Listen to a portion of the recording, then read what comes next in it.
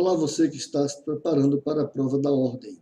Fique ligado, vamos tratar aqui de um assunto hoje importante, estabilidade, previsto a partir do artigo 492 na CLT. E o que é que diz o artigo 492? O empregado que contar mais de 10 anos de serviço na mesma empresa não poderá ser despedido, a não ser que seja um motivo de falta grave ou circunstância de força maior. Mas tudo isso tem que ser devidamente comprovado.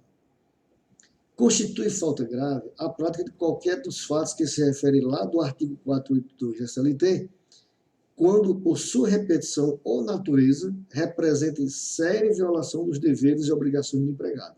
Então, isso constitui falta grave, né? Quando houver repetição, né, ou natureza séria de violação dos seus deveres e obrigações enquanto empregado. Agora, o empregado acusado de falta grave poderá ser suspenso de suas funções, mas a sua despedida só se tornará efetiva após o inquérito e que se verifique a procedência da acusação. Então, não é apenas o fato dele ser acusado da falta grave que vai ser suspenso das suas funções. A suspensão, no caso deste artigo, no caso do artigo 494, perdurará até a decisão final do processo. Bom, reconhecida a inexistência de falta grave praticada pelo empregado, fica, portanto, o empregador obrigado a readmiti-lo no serviço e a pagar os salários a que teria direito no período de suspensão. Ou seja, se for reconhecido que não houve essa falta grave, ou seja, o empregado não praticou, né, essa falta grave, então o empregador fica obrigado a readmiti-lo no serviço, bem como pagar os seus salários a que teria direito no período ao qual ele esteve suspenso, né? Quando a reintegração do empregado estável for desaconselhável, dado o grau de incompatibilidade resultante do dissídio, especialmente quando for empregador pessoa física, o Tribunal do Trabalho poderá converter aquela obrigação ou indenização devida nos termos do artigo seguinte. Por exemplo, extinguindo-se a empresa sem a ocorrência de motivo de força maior, o empregado estável despedido, a ele é garantida a indenização por rescisão do contrato por prazo indeterminado, paga em dobro, né? Em caso de fechamento do estabelecimento, ou seja, ou a filial, ou a agência, né, ou supressão necessária, por exemplo, da atividade, sem a ocorrência de motivo de força maior, é assegurado aos empregados estáveis, né, que a lei exerce suas funções, direito à indenização na forma do artigo anterior, que é o 497. Não haverá estabilidade no exercício dos cargos de diretoria, gerência ou outros de confiança imediata do empregador, ressalvado o cômputo do tempo de serviço para todos os efeitos legais. Parágrafo 1º deste artigo 499.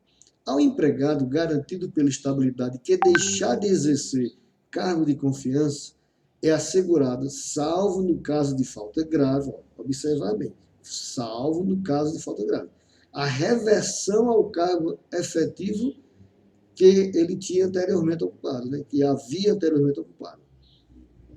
Ao empregado despedido sem justa causa, que só tem exercido cargo de confiança e que contar com mais de 10 anos de serviço na mesma empresa, é garantida a indenização proporcional ao tempo de serviço.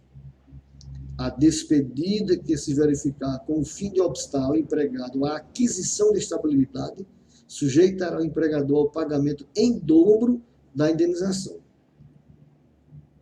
Finalizando aqui os artigos da estabilidade, diz o seguinte no artigo 500. O pedido de demissão do empregado estável só será válido quando feito com a assistência do respectivo sindicato. E se não houver, perante a autoridade local competente do Ministério do Trabalho. Então, veja só, o pedido de demissão do empregado estável, né, ele não é só pedir, fazer o pedido e está tudo ok, não. Necessário se faz, ele sendo estável, né, só vai ter a sua validade quando isso for feito com assistência do seu próprio sindicato ou, no caso de não haver o sindicato, perante a autoridade local, né, competente do Ministério do Trabalho.